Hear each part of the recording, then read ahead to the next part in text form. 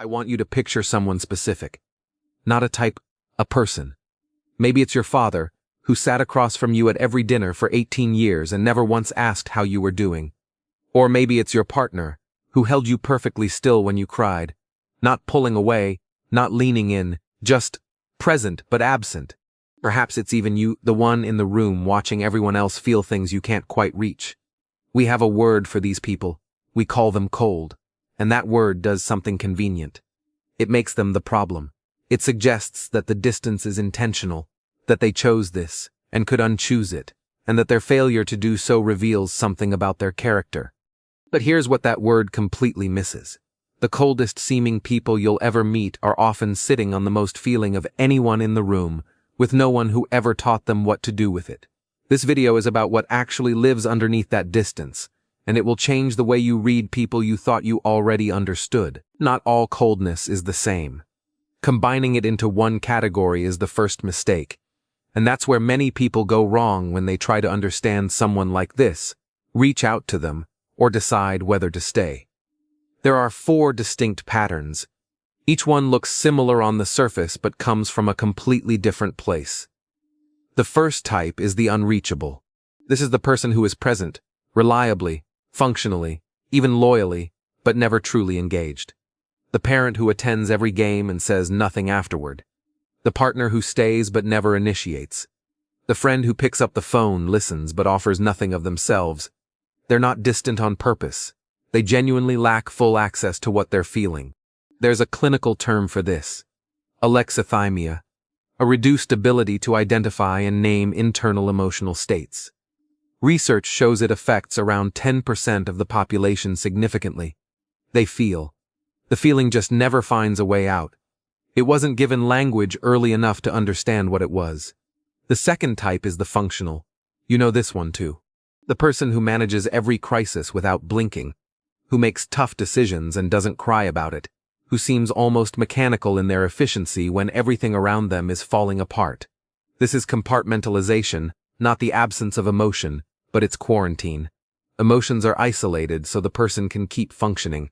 In specific environments, emergency medicine, military service, households held together by a child who chooses to become invisible, this is what survival looks like. It gets things done. It keeps people alive. But in everyday relationships, in ordinary kitchens, and at regular dinner tables, it feels like indifference. The people who love them see it as a wall, and the person behind it often doesn't even realize it exists. The third type is the walled off. They were warm once, open. Sometimes you can find photographs of who they were before or people who knew them then, and they sound nothing like the person you know now. Then something happened: betrayal, a particular kind of loss, a relationship that cost them everything they had invested. And they made a decision, usually not consciously but more like a gradual shutting down, never to be that exposed again. Psychologists call this learned emotional avoidance. The nervous system learned, through experience, that being open leads to pain. So it began rerouting. They are not cold. They are protecting a wound no one alive has ever seen. The fourth type is the flatlined. This one is often misunderstood, and it is the most urgent. They seem cold, but a more accurate term is shut down. What trauma therapists describe as a dorsal vagal freeze response. A reaction to long-term, chronic stress where the nervous system stops fighting, stops fleeing, and goes silent. Motions flatline. Reactivity disappears. The person becomes still, appearing indifferent. It's not indifference. It's what a body does after being at war with itself for so long that it simply runs out of resources to feel. That quiet is often misread as coldness. It's exhaustion so profound it has no expression left. None of this begins in adulthood. When an infant is distressed, it does the only thing it can. It cries. It needs a response, not a perfect one, just a dependable one. A warm face moving toward it, a voice, contact. When that response comes consistently, the infant learns something fundamental. Expressing my need is safe. The world responds to me. That's the start of emotional openness. But when it doesn't, when the caregiver is absent, dismissive, or responds with anger instead of comfort, the infant learns something else. My feelings are a problem. Researchers observed this happening in real time.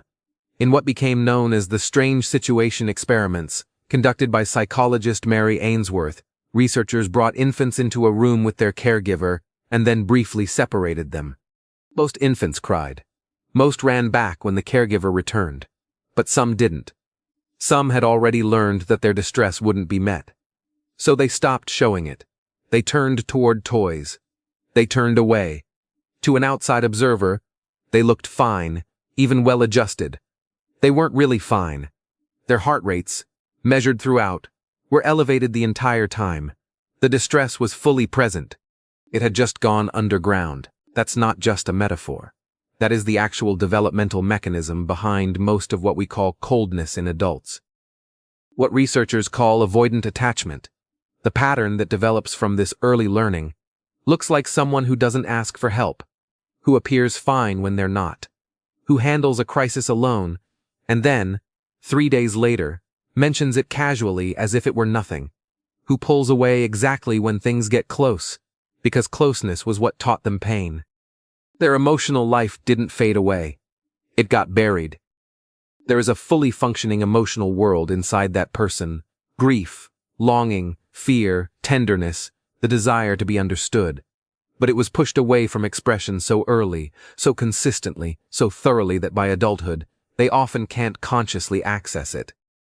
They don't know why they go quiet when you try to reach them. They don't know why affection can feel threatening. They have spent their entire lives feeling something they were never permitted to name. Here's a part that often goes unspoken. Cold people, those who carry these patterns, aren't okay just because they seem fine. The science is clear. Emotional suppression isn't a harmless coping strategy. It takes a real physical toll that many don't realize they're paying. A study in psychological science found that people who suppressed their emotions showed greater cardiovascular reactivity than those who expressed them, meaning their bodies worked harder, even when their faces looked calm. They seemed calm. Their hearts raced. This is the hidden cost of suppression. It feels like control, but it isn't. Emotions don't disappear when pushed down.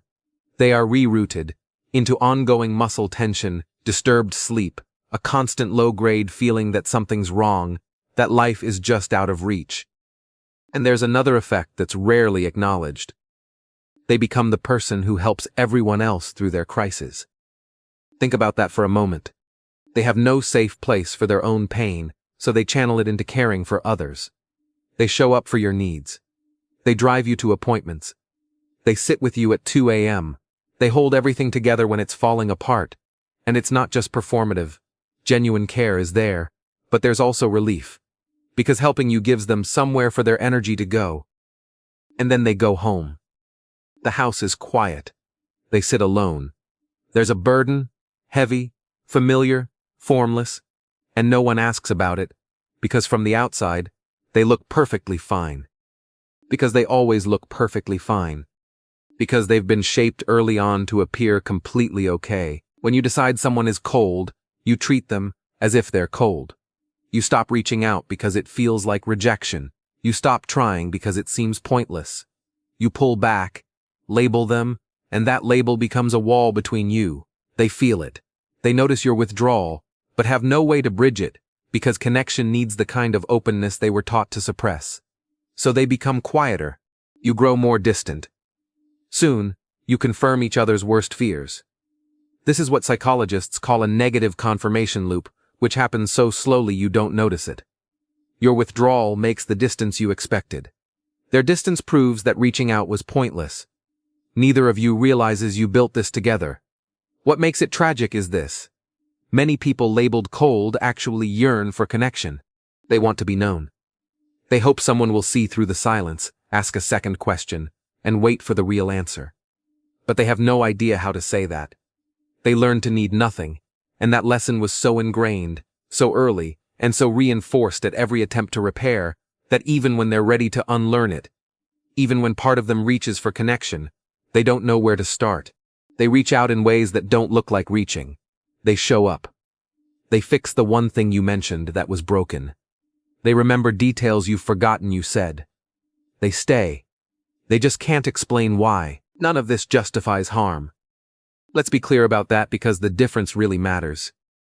There is a kind of emotional unavailability that isn't about pain, it's about power. Some people deliberately withhold warmth, not because they can't access it, but because keeping a distance makes others chase. They run hot and cold in cycles, where warmth appears just when you've decided to leave, and coldness returns as soon as you feel secure. That is entirely a different pattern. Here's how to tell them apart. Genuinely wounded people are consistent in their distance. They're not cold with you because of something you've done. They're cold with everyone, in all close relationships, all the time. The pattern isn't aimed at anyone in particular. It doesn't change based on how much you need them. It doesn't suddenly warm up when you threaten to leave. The other type is selective. It fluctuates. It responds to your emotional state specifically, pulling back when you're secure, reaching forward when you're about to leave. That difference matters greatly for what you do next. Because here's the more difficult question, the one most videos like this avoid. What do you owe someone whose damage harms you? There's no simple answer. You can fully understand why someone is the way they are and still find that being close to them costs more than you can afford. You can have complete compassion for their wounds and still decide that you can't be the one to wait forever for a door that may never open.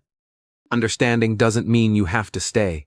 What it does change is this: the story you tell yourself about them, and about yourself. If you love someone like this, or if you are someone like this, here's what research and clinical experience truly support. For the person on the outside, stop trying to force access. Emotional unavailability does not respond to pressure. Pressure confirms what they have already learned. That closeness means being overwhelmed. What responds gradually, unevenly, and over time is consistent safety. That looks like showing up without demanding a specific response. It looks like asking a question and being comfortable if the answer is brief. It looks like noticing when they do open up, even slightly, and accepting it without making it a bigger deal than they're ready for. One concrete tip: don't respond to their disclosure with your own right away. When someone who rarely speaks finally shares something real, the instinct is to reciprocate, to say me too, to make it mutual. That can feel overwhelming. Instead, receive it first. Leave space around it. For the cold person themselves, the goal isn't to become more emotional. That's the wrong focus, and it often leads to shame, performance, and nothing genuine. The real work is to become more curious about yourself. To notice a feeling, even a vague one, a pressure without a label, and not immediately retreat. Do not fixate or analyze it. Not contain it. Just observe it, and stay with it for 30 seconds longer than usual. That's where change begins. Therapies with strong evidence for this kind of early emotional shutdown, emotionally focused therapy, internal family systems, somatic work, don't try to force someone to open up. They aim to find the part of the person that learned to lock the door and talk to it. They ask, what were you protecting? Was it effective? Do you still need to do it this way? The goal isn't to feel everything all the time. The goal is to have a choice. Here's what I want you to understand. The person you dismissed as cold made a calculation a long time ago. It wasn't a deliberate choice. It was the only adaptation available to someone small, in a situation they couldn't control, who needed to survive. The distance you see as arrogance might be the only protection that the 5-year-old had when no one came. The blankness you interpret as indifference might be the flat line of a nervous system that hasn't felt safe in years. The self-sufficiency you see as coldness might be the child who learned, so clearly it became the foundation of their entire personality, that needing people was a gamble they couldn't afford to keep losing. You don't have to stay. You don't have to fix them. You don't have to be the one who finally cracks it. But before you decide, before you label it and let it end there, ask yourself one question, not to them, to yourself.